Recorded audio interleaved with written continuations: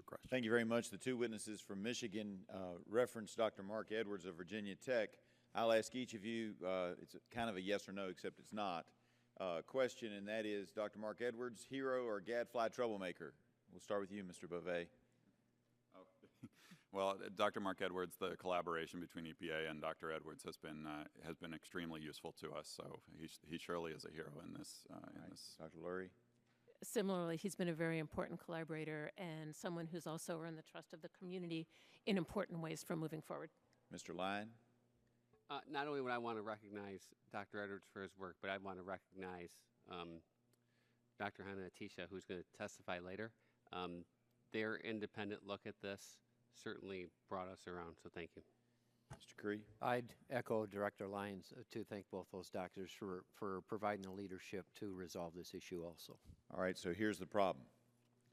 Because he dropped everything he was doing, didn't teach class, in fact, in an article that appears in the Roanoke Times today, he says he's not sure why Virginia Tech still has him on staff because he hadn't taught any classes, hadn't had time to write grant money, spent $250,000 out of their funds, 5 years worth of man hours working on this project. They've got a cash flow problem, and in fact have set up a GoFundMe page, Flint Study VT, trying to raise money to offset the work that they've done. I ask each of you, do your programs, do your agencies have a fund available? And to the folks in Michigan, I would say if you don't have a fund available, you have a full-time legislature, if I remember correctly. Perhaps a bill ought to be put in to help offset or defray some of these costs. I don't know about the other person that you mentioned. She's not my constituent. But when I read an article about one of my constituents who has done the right thing for another part of the country and expended funds that have now put them into a little bit of a financial hole, that's what I'm looking for. So, again, Mr. Beauvais, just because you're at that end of the table, if you'd start, are there funds available at the EPA to help defray these costs?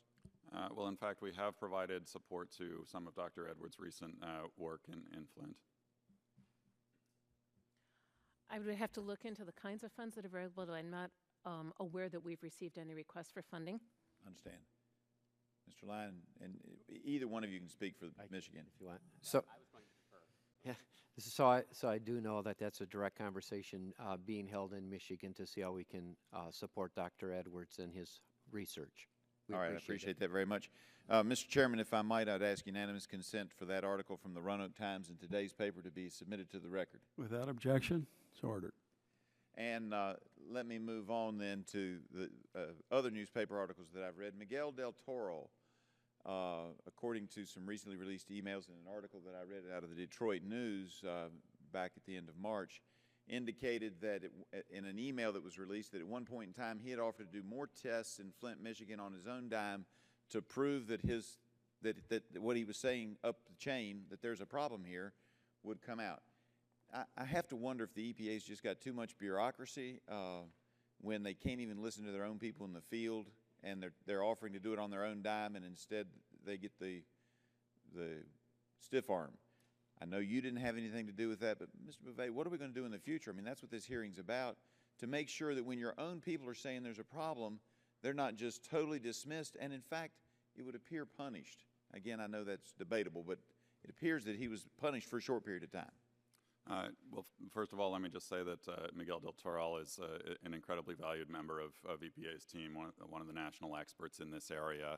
I'm not aware of any punishment of him, but I do think that it is very important that concerns that get raised at a staff level be appropriately elevated and get appropriate attention, and that's precisely the point of the policy memo that was discussed. And I know your position, and I'm not fussing at you, but I will tell you in another hearing that I attended, not this committee, in regard to this, the hero mom in this situation,